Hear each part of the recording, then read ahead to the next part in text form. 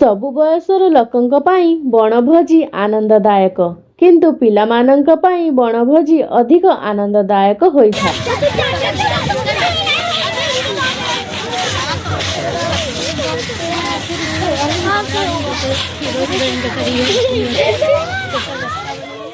प्राकृतिक दृश्यर दर्शन सहित वनभोजीर मजा बेस मनमुग्ध होइଥାଏ।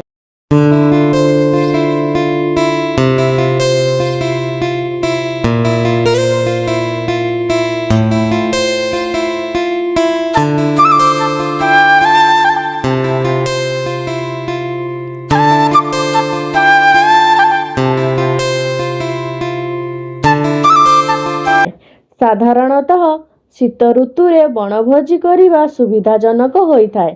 स्कूल रो छात्र छात्री माने एवं शिक्षक शिक्षयित्री माने छुट्टी दिन मानंकरे वनभोजीर आयोजन करिथांती।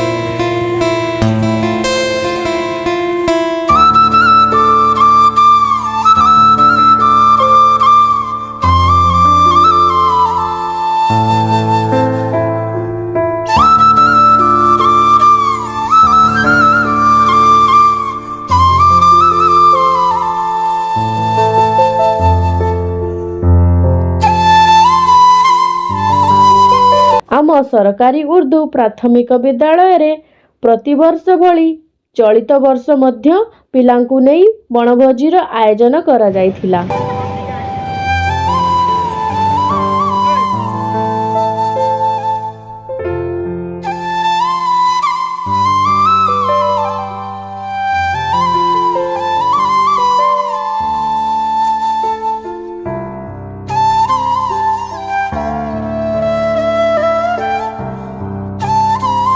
चंद्रभागा और कोणार्क मंदिर बुली पिलामाने खूब आनंद पाइथिले।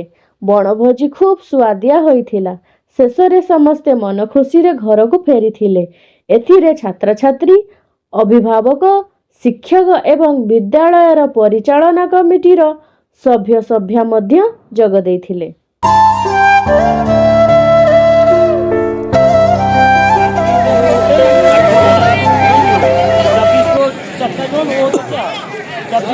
एक घंटा 24 घंटा 24 घंटे के लिए उपयोग था। 24 को चक्का हुआ।